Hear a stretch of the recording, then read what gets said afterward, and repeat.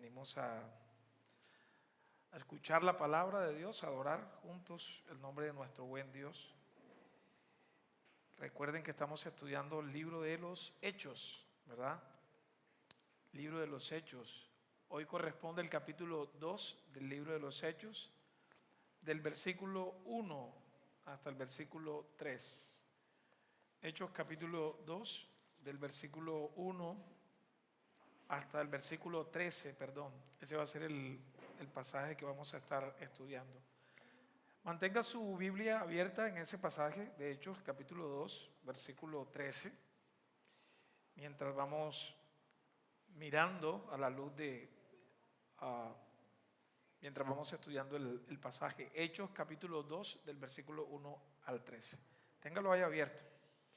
Bien, hermanos, en el libro de los Hechos nosotros notamos cómo la tercera persona de la Trinidad, que sabemos que es el Espíritu Santo, es derramado de manera plena en la vida de los creyentes y produce una cosecha espiritual que inicia, según el libro de los Hechos, en Jerusalén, pero que esa cosecha espiritual se extiende hasta lo último de la tierra, es decir, se extiende de manera global. El derramamiento del Espíritu Santo es el cumplimiento, si ustedes recuerdan, de una promesa que el Padre les había dado a los discípulos. ¿Ustedes recuerdan? El Señor le había dicho a los discípulos que no se fueran de Jerusalén, que iban a ser investidos de poder y que iba a llegar el Espíritu Santo, ¿recuerdan? En Hechos capítulo 1. Así que entonces el derramamiento del Espíritu Santo es el cumplimiento de la promesa del Padre. ¿Para quiénes? Para el pueblo de Dios. Y esa promesa, de acuerdo con otros textos bíblicos, por ejemplo Ezequiel capítulo 36, versículo 26 al versículo 27, el Espíritu Santo iba a hacer algo poderoso en el interior del hombre. El Espíritu Santo iba a hacer algo poderoso en el corazón del hombre. Miren lo que dice Ezequiel capítulo 36, versículo 26 al 27. Dice: os daré corazón nuevo y pondré espíritu nuevo dentro de vosotros, y quitaré de vuestra carne el corazón de piedra y os daré un corazón de carne. Miren lo que dice el versículo 27. Y pondré dentro de vosotros mi espíritu y haré que andéis en mis estatutos y guardéis mis preceptos y los pongáis por obra. Recuerden ustedes que el Señor Jesucristo asciende a los cielos, se entroniza, es decir, el Señor Jesucristo es exaltado, y luego entonces Él dice que Él va a enviar el Espíritu Santo, ¿verdad? Entonces el Espíritu Santo es derramado, llega de manera plena sobre la vida de toda la iglesia. En el Antiguo Testamento, eso lo dijimos de manera muy general en los dos sermones anteriores, pero es necesario seguir recordando esto. En el Antiguo Testamento, el Espíritu Santo de Dios obraba de manera activa, obviamente en los hombres, pero era de manera, si pudiéramos usar la palabra, de manera temporal, y el Espíritu Santo no estaba de manera plena en la vida del pueblo de Dios. Y voy a explicar esto. Por ejemplo, si ustedes recuerdan, Saúl fue un rey, fue el primer rey de Israel. Él fue ungido, si ustedes recuerdan. Pero algo ocurrió en la vida de este rey, desobedeció al Señor Jesucristo. Desobedeció a Dios, el Padre, porque todavía el Señor Jesucristo, aunque sabemos que es eterno, obviamente todavía no se había encarnado, ¿no? Pero sabemos que Saúl desobedeció al Señor, y dice la Biblia que el Espíritu Santo le desechó.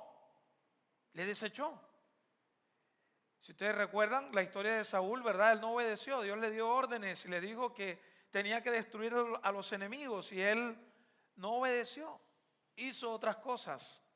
Y entonces el Espíritu Santo de Dios, aunque lo había ungido como rey de Israel, lo desechó. Y también colocábamos el ejemplo, por ejemplo, de los jueces. los jueces que eran caudillos, eran líderes militares. Por ejemplo, Sansón, si ustedes recuerdan Sansón, cuando el Espíritu de Dios venía sobre Sansón, ¿qué hacía? Hacía hazañas milagrosas. Y es interesante que dice que el Espíritu vino sobre Sansón, y el Espíritu vino sobre Jefté, y el Espíritu vino sobre estos hombres de Dios y lograron hacer todas estas hazañas. El Espíritu Santo venía sobre estas personas específicas de manera temporal en algunos para hacer tareas específicas. Por ejemplo, el Espíritu Santo ungía a los sacerdotes, a los profetas, a los reyes. Y escuchen esto, todo esto que vemos en el Antiguo Testamento señalaba a Cristo, al ungido, al Mesías, al ungido de Dios, que sería el ungido definitivo. Hay un solo ungido y es el Señor Jesucristo. Así que entonces, hermanos, en el día de Pentecostés, el capítulo 2 empieza diciendo que en el día de Pentecostés estaban todos reunidos. El día de Pentecostés, ese día fue el día establecido por Dios mismo. Ese día fue establecido por Dios mismo para recoger los primeros frutos espirituales. Estos frutos espirituales representarían a todas las naciones y luego esos frutos se extenderían de manera global por todo el mundo. De un pueblo judío, de un grupo, ¿verdad?, étnico, limitado, el Espíritu de Dios seguiría obrando ahora de manera global sobre todas las naciones, no sobre un grupito especial. Pudiéramos decir que de un ministerio selectivo, por así decirlo, vino entonces ahora un derramamiento global sobre todos los creyentes. Y eso es lo que ocurre hoy día cuando una persona cree en el Señor. Cuando una persona se arrepiente de sus pecados y cree en el Señor, inmediatamente el Espíritu Santo viene a morar en la vida del creyente. El evangelista Lucas en el versículo 1 dice que el día de Pentecostés, y es interesante, fue en ese día y no en otro día, que el Espíritu Santo descendió sobre la vida de la iglesia para permanecer con ella para siempre. Eso es lo que dice Hechos capítulo 2, versículo 1. Estaban todos unánimes, ¿verdad? Dice la Reina Valera, juntos. Y si ustedes recuerdan, cuando estudiamos el capítulo 1, se dice qué estaban haciendo esas personas. ¿Qué era lo que estaban haciendo? ¿Sí recuerdan? Estaban orando, esperando la promesa del Padre. Esa palabra Pentecostés significa 50º día. Es una palabra un poquito difícil de pronunciar, ¿verdad? 50º día, es decir, 50 días. Eso es lo que significa Pentecostés. 50 días después de la Pascua, el Espíritu Santo de Dios vino, ¿verdad?, sobre gente de toda raza, de toda lengua, de toda nación. 50 días después de la fiesta de la Pascua. Esta fiesta del Pentecostés también se le conocía como la fiesta de las semanas. Según Levítico capítulo 23 del versículo 15 hasta el versículo 16, se le llamaba la fiesta de las semanas porque ocurría 7 semanas después de la Pascua. Entonces, si usted cuenta 7 por 7, 49. Caía sábado, al día siguiente, que se cree que era domingo, 50, después de la Pascua, vino el Espíritu de Dios, ¿verdad?, sobre el pueblo de Dios. Y esto es un dato bien significativo. ¿Saben por qué? Porque el Señor Jesucristo, si ustedes recuerdan, dice en la Escritura que el Señor Jesucristo es nuestra Pascua. Es nuestro sacrificio que se entregó por nosotros. El Señor Jesucristo, cuando murió, Él cumplió la ley. Él estuvo allí sepultado. ¿Y qué día resucitó? ¿Cuál fue el día que resucitó? El primer día de la semana. ¿Cuál es el primer día de la semana? El domingo resucitó. Es decir, el Señor cumplió la Pascua. el Señor Jesucristo se levantó el primer día de entre los muertos. Y es interesante que la Biblia habla de Cristo como las primicias. Él es el primogénito de entre los muertos. A esta fiesta también se le conocía como la fiesta de la cosecha. ¿Por qué se le conocía como la fiesta de la cosecha? Porque se celebraba el inicio de la cosecha del trigo. Era una fiesta agrícola. Era una fiesta agrícola, marcaba el inicio de la recolección de los primeros frutos. También se le conocía de esa manera. Así que ese día se ofrecían a Dios los primeros frutos como símbolo de gratitud al Señor. Ese día, esa conexión es importante. Ese día de Pentecostés vino el Espíritu de Dios. Eso no fue accidental, fue algo planeado por Dios. Así como Israel, el pueblo de Israel, traía estos primeros frutos de la cosecha del trigo, ahora Dios trae los primeros frutos de la cosecha espiritual, derramando el Espíritu como garantía de una cosecha global, de lo que el Espíritu de Dios seguiría haciendo. Así que, hermanos, nuevamente hay que conectar esto, ¿no? En Pentecostés, el Pentecostés guarda armonía también con la ley.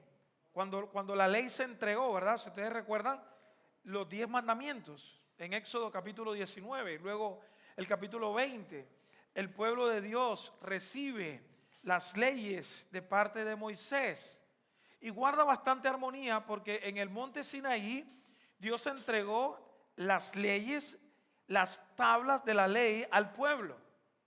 Ese día, si ustedes recuerdan en Éxodo capítulo 19, ese día se dieron varios fenómenos allí. Algo ocurrió ese día, el día que el pueblo estaba esperando las leyes. ¿Qué fue lo que ocurrió? No sé si ustedes recuerdan, hubo fuego, el monte humeaba, había oscuridad y el pueblo estaba asustado. Y luego entonces vemos que el pueblo recibe las tablas de la ley escritas en piedra, ¿verdad? Ahora, en el día de Pentecostés, el Espíritu Santo de Dios desciende también en poder para escribir su ley, su palabra, no en piedras, sino ahora en los corazones de los hombres por medio del Espíritu Santo. Eso es lo que hace.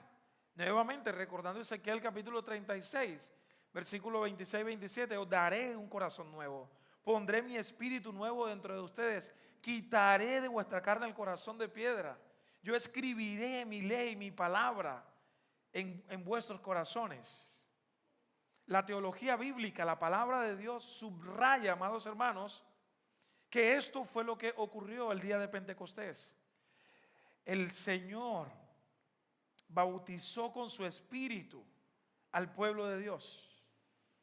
Yo sé que usted ha escuchado esa expresión, ¿no? El bautismo del Espíritu. Y algunos nos han querido confundir y que bautismo del Espíritu, bautismo con el Espíritu, bautismo en el Espíritu, es lo mismo. Pero ¿qué significa eso, hermanos? No es una experiencia secundaria. El bautismo del Espíritu Santo no es una experiencia secundaria. Y quiero explicarles que esto no significa, por ejemplo, que estamos aquí en la iglesia, que somos creyentes y de repente el pastor o el predicador dice, bueno, pasen aquí que ahora van a ser bautizados con el Espíritu Santo.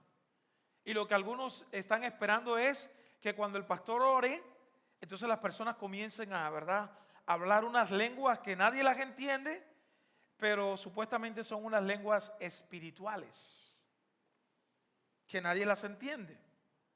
Pero la teología bíblica, es decir, las escrituras, resaltan que el bautismo del Espíritu no es una segunda experiencia después de creer, sino que el bautismo del Espíritu Santo es parte integral de la unión con el Señor Jesucristo.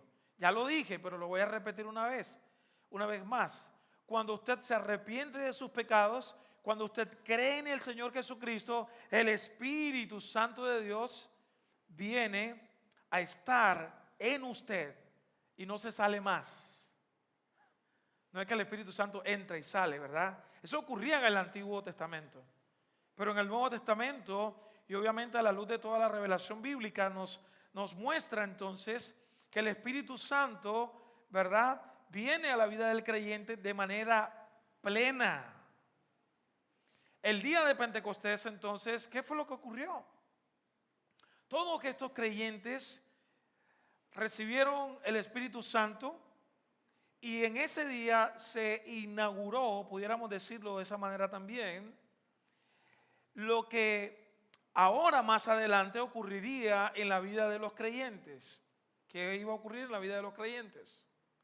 Que el Espíritu Santo iba a morar de manera plena en la vida de los discípulos. Escuchen esto, el día de Pentecostés fue un acto único. Y no es que hoy nosotros estemos llamados a repetir eso. Ahora, es cierto que el Espíritu Santo de Dios puede seguir obrando en la vida de su pueblo y de alguna manera especial puede venir y visitar en un sentido, ¿no?, con un propósito de poder edificar, fortalecer al pueblo de Dios. Pero no podemos orar para pedir un nuevo Pentecostés. El Pentecostés tenía un propósito en la vida de la iglesia. Los creyentes, es decir, usted y yo necesitamos, si estamos en el Señor Jesucristo, ¿verdad?, recibir entonces el Espíritu Santo. Si estamos en Cristo, tenemos que tener el Espíritu Santo. El mismo apóstol Pablo dice que si usted no tiene el Espíritu Santo, usted no es de Él. O sea, no podemos pensar que una persona es cristiana y no tiene el Espíritu.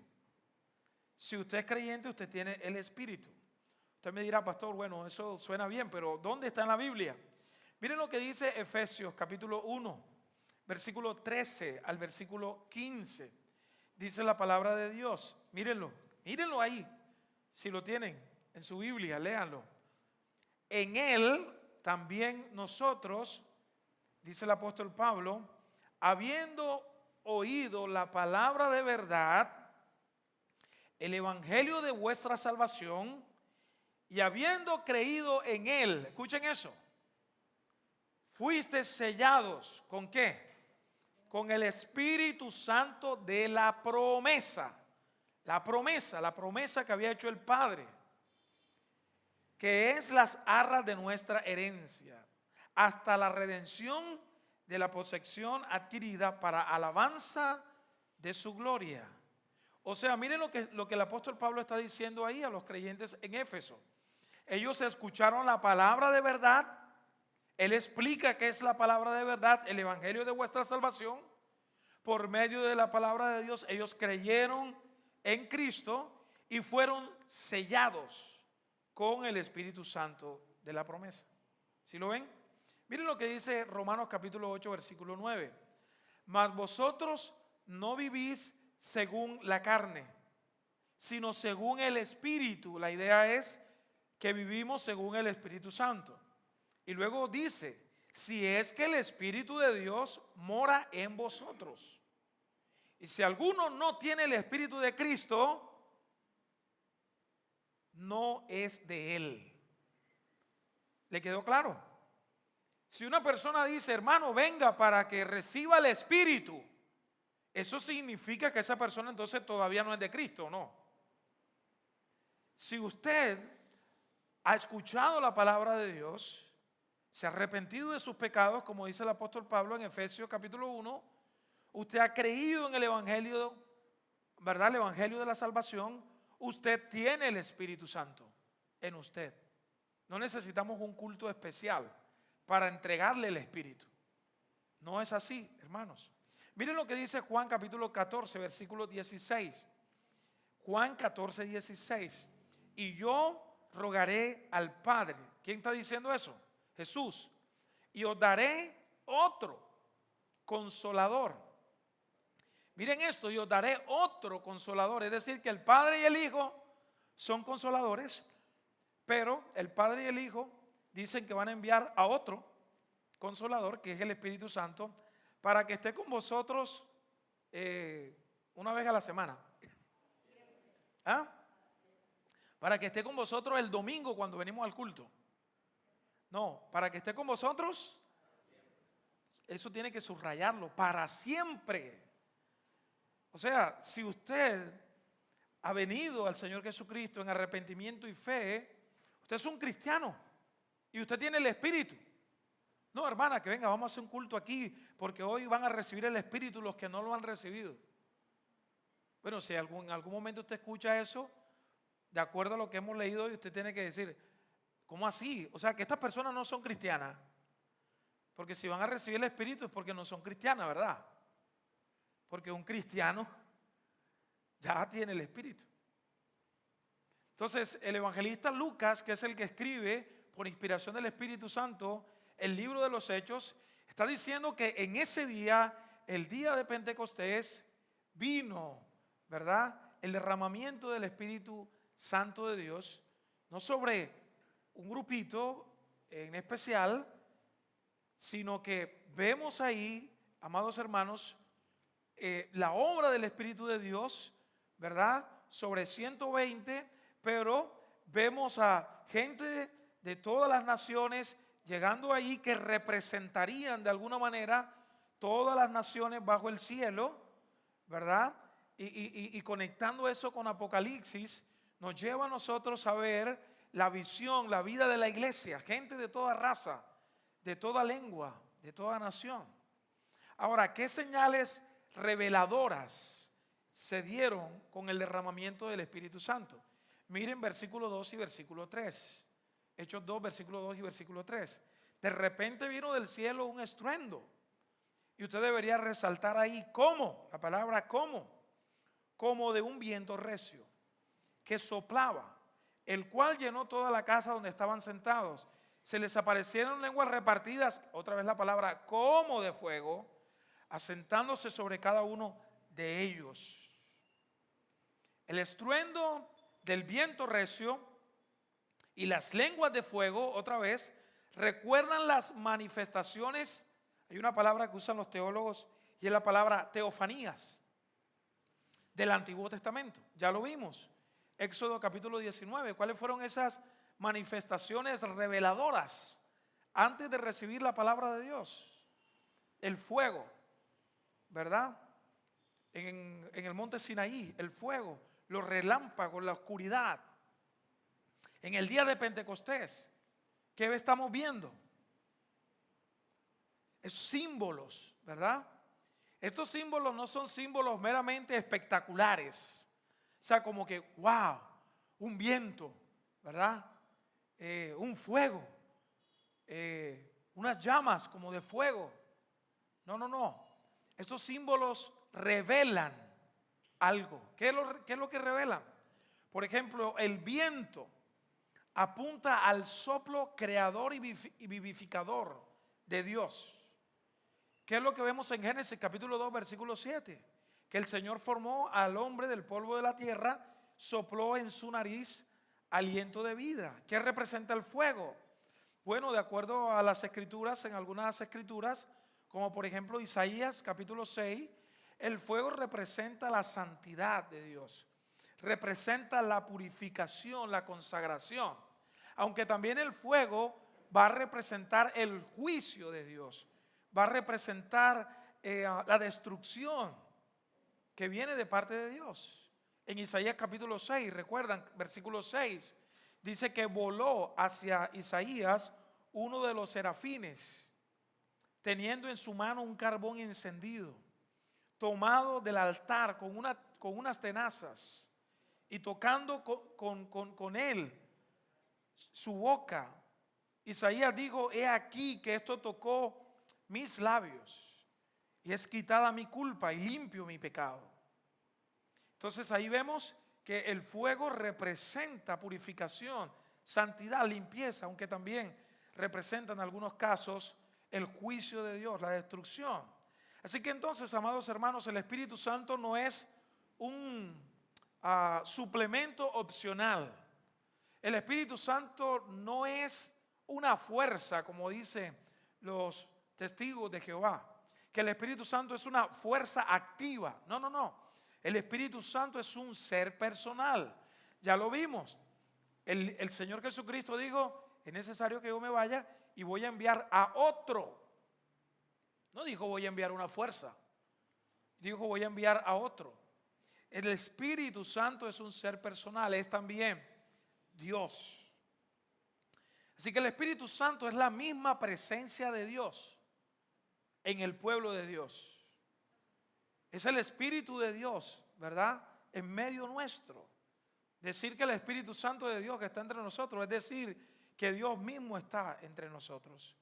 Que el Espíritu Santo de Dios está con nosotros, habita en nosotros. Así que el Espíritu Santo, que es la presencia misma de Dios, asegura la misión de la iglesia. Asegura la misión de la iglesia. No necesitamos una estrategia humana. No necesitamos, no sé, algo que nos inventemos aquí para que la misión de la iglesia continúe. No. Necesitamos la presencia activa del Espíritu Santo. Necesitamos a Dios mismo para que la iglesia avance, para que la iglesia continúe.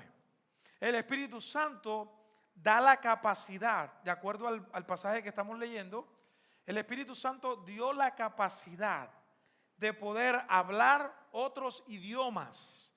La palabra lenguas que vemos ahí en el texto bíblico hace referencia a idiomas entendibles.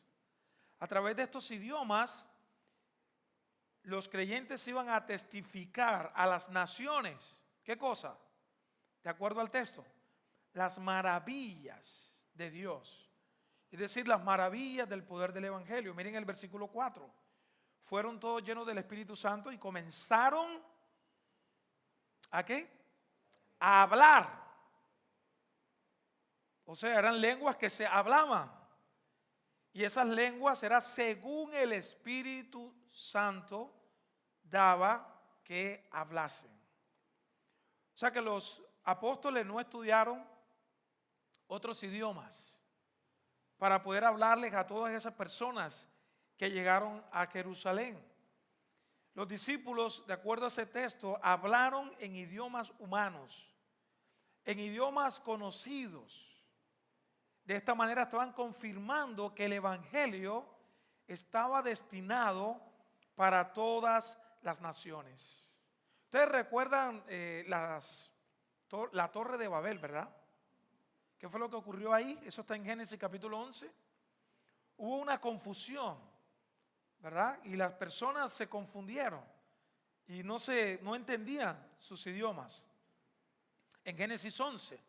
Pero en Pentecostés lo que Dios hace es que otorga la comprensión de las lenguas. ¿Para qué? Para extender su mensaje, el mensaje del Evangelio. Así que hermanos, desde una perspectiva entonces bíblica, ¿qué es lo que nos está mostrando esto? Que la misión de la iglesia no es accidental, es producto de la obra del Espíritu Santo de Dios. Es el plan perfecto de Dios, de redimir a un pueblo, y ese pueblo es la iglesia. Gente de toda tribu, gente de toda lengua, gente de toda nación. Eso es lo que dice Apocalipsis capítulo 7, versículo 9. Gente de todas las naciones, tribus y lenguas que están delante del trono, de la presencia del Cordero, vestido de ropas blancas y adorando al Señor. Así que eso es bien importante. Las personas que estaban allí, los 120 que estaban allí, ¿verdad? Recibiendo el Espíritu Santo y los apóstoles hablando, ellos estaban hablando según el Espíritu Santo les daba que hablasen. Ahora, las personas que estaban allí y que estaban escuchando hablar a los apóstoles, ¿qué era lo que ellos estaban entendiendo? Ellos estaban entendiendo el mensaje que estos predicadores estaban enseñándole, que estos hermanos estaban enseñando. No eran lenguas estáticas, no eran palabras, no eran balbuceos, ¿verdad? Las que escuchamos hoy día. Por medio del poder del Espíritu Santo, la iglesia entonces es capacitada para testificar al mundo de manera valiente a todas las naciones el mensaje del Evangelio. ¿cuántas naciones estaban allí reunidas el día de Pentecostés? En Hechos 2 del versículo 5 al 13 nos dice cuántas naciones que estaban ahí reunidas. Este listado de naciones que aparecen ahí representan todas las naciones del mundo. Es un listado de naciones, ¿verdad? Pero no es un listado exhaustivo, es un listado representativo. Miren lo que dice. Ahí en el versículo del 5 al 13, moraban entonces en Jerusalén, ¿quiénes? Judíos, varones piadosos de todas las naciones bajo el cielo. Y hecho este estruendo se juntó toda la multitud y estaban confusos. ¿Por qué? Porque cada uno les oía hablar en su propia lengua. Y estaban maravillados y se decían: mirad, ¿no son galileos todos estos que hablan? ¿Cómo pues les oímos nosotros hablar, cada uno en nuestra lengua en la que hemos nacido? O sea, todas estas naciones que estaban ahí, las personas que venían de diferentes lugares, ahí lo menciona el versículo 9 en adelante: partos, medos, elamitas, los que habitaban en Mesopotamia, en Judea, en Capadocia, en el Ponto, en Asia, en Frigia y Panfilia, en Egipto y en las regiones de África más allá de Cirene, y romanos, tanto judíos como prosélitos, cretenses, árabes. ¿Qué era lo que escuchaban esas naciones? ¿Qué era lo que ellos escuchaban? Les oímos hablar en nuestras lenguas las maravillas de Dios. Y estaban todos asombrados, perplejos, diciéndose unos a otros: ¿qué es lo que quiere decir esto? Mas otros, burlándose, decían: estas personas están borrachas o están llenas de mosto. Es lo que significa, ¿no? Estas personas que están como embriagadas. Es decir, las personas que estaban allí no entendían qué era lo que estaba ocurriendo. Ojo, yo les dije que prestaran atención ese énfasis que hace Lucas, que todos estaban reunidos y de repente vino como un viento, ¿verdad? Y ellos vieron como lenguas de fuego asentándose sobre los que estaban allí. O sea, no era realmente que eso era fuego, que realmente era viento. No sé si ustedes están entendiendo. El autor, Lucas, está diciendo que lo que estaba ocurriendo ahí era algo sobrenatural. Todos estos símbolos representaban, obviamente, la obra del Espíritu Santo en la vida de la iglesia. El viento, el fuego, las lenguas tenían obviamente un significado. Todas las familias de la tierra siendo bendecidas por el Espíritu Santo. Eso era el cumplimiento de lo que el Señor le había dicho a Abraham, que iban a ser bendecidas todas las familias de la tierra. Bueno, en Hechos de los Apóstoles nosotros vemos el cumplimiento de cómo las naciones van a ser bendecidas. ¿Cómo usted como familia puede ser bendecida, hermano? Todos siendo bendecidos por medio del Evangelio, entendiendo el Evangelio. De esa manera somos bendecidos. Pero ¿qué es lo que ocurre aquí con este acto sobrenatural? Bueno, por un lado, algunos están atónitos, están asombrados y están haciéndose preguntas. Están respondiendo, están diciendo: bueno, ¿será que estas personas que están hablando, todas las personas que estaban ahí de diferentes naciones, están entendiendo el mensaje, pero ellos no están comprendiendo el significado? Ellos están diciendo: ¿será que estas personas que están embriagadas? Pedro va a responder más adelante y va a explicar mucho más acerca de eso. Pero el punto es que mientras algunos no entendían y se burlaban de lo que estaba ocurriendo, muchos de los que estaban ahí escuchando las maravillas de Dios iban a responder al Evangelio, iban a responder a la palabra de Dios. De esta manera, entonces podemos decir que se anticipa la respuesta al Evangelio en toda la historia.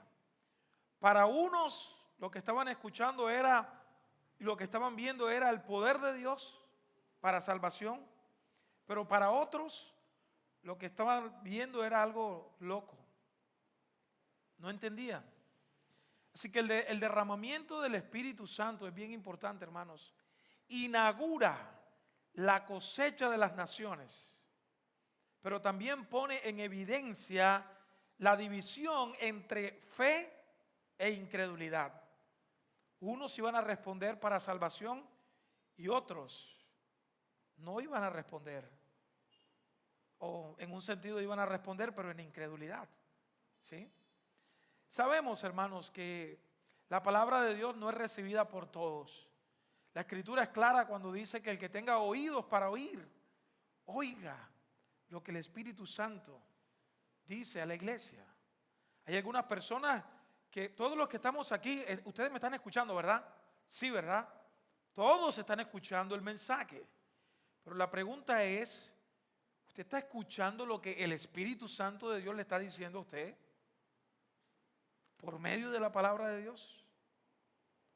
¿Usted está recibiendo esto que está escuchando como palabra de Dios? En 2 Corintios 4, 6 dice, porque Dios que mandó que de las tinieblas resplandeciese la luz, es el que resplandeció en nuestros corazones para iluminación del conocimiento de la gloria de Dios en la faz de Jesucristo. ¿Qué es lo que está diciendo Pablo ahí? El mismo Dios que creó el universo es el mismo Dios que lo transforma a usted. Es el mismo Dios que resplandece la luz del Evangelio en su corazón, en su mente, en su vida, para que usted pueda comprender el Evangelio, hermano. Hermanos, Pentecostés no es un mero evento histórico, sino nuevamente es el derramamiento del Espíritu Santo en la vida de la iglesia. En Cristo, todo creyente hoy día es bautizado en el Espíritu Santo. Y esto significa que si estamos en Cristo y hemos sido bautizados con el Espíritu Santo, podemos participar de manera activa con los dones que el Señor nos ha dado, ¿verdad? Para edificar al pueblo de Dios. Así que la aplicación es bien clara. Hermanos, entender que el Espíritu Santo de Dios sigue activo, es la tercera persona de la Trinidad. El Espíritu Santo garantiza el Evangelio hasta lo último de la tierra, garantiza la misión de la iglesia. El Espíritu Santo garantiza la vida activa y militante de la iglesia. Hermanos, la iglesia no se acaba. El mismo Señor dijo que las puertas del Hades no prevalecerán contra la iglesia, porque la iglesia somos nosotros, el pueblo de Dios. La vida de la iglesia continúa. Por eso entonces, como creyentes verdaderos en la triunidad, en el Padre, en el Hijo, en el Espíritu Santo, al igual que la vida de la iglesia aquí, marcada en el libro de los Hechos, nos debe de caracterizar una vida de oración como los discípulos, que esperando la promesa del Padre. Pero hermanos, si nosotros creemos en el Espíritu Santo, eso significa que nosotros confiamos en la palabra de Dios. Esto es bien claro. El Espíritu Santo no actúa separado de la Escritura. No es como que, oye, en esa iglesia es pura palabra. No, hermanos. Yo pudiera decir a la luz de las Sagradas Escrituras, una iglesia donde no se predica la palabra que fue inspirada por el Espíritu Santo de Dios, será un servicio carnal, no espiritual. Una iglesia donde no abran la palabra de Dios y la expliquen, es un servicio carnal, no un servicio espiritual. Eso es importante. Pero también es importante entender, hermanos, que por el Espíritu Santo el Señor te ha llamado a ti y a mí a ser parte de esta misión en un sentido local, pero también global. Pentecostés nos recuerda que el evangelio no pertenece a una cultura, especialmente a una lengua, sino que está destinada a todos los pueblos. Por eso entonces la iglesia debe de ser intencional en la proclamación misionera, de compartir con otros la palabra de Dios. Pero también el Pentecostés nos recuerda que tenemos una esperanza escatológica. ¿Qué significa esto? Que así como Pentecostés fue las primicias, los primeros frutos, para que luego, ¿verdad?, se siguiera extendiendo, nosotros aguardamos, tenemos la esperanza de la cosecha final en la consumación, cuando Cristo reúna a todo su pueblo de todas las naciones para adorarlo a Él y vivir con Él para siempre. Amén, hermanos. Amén.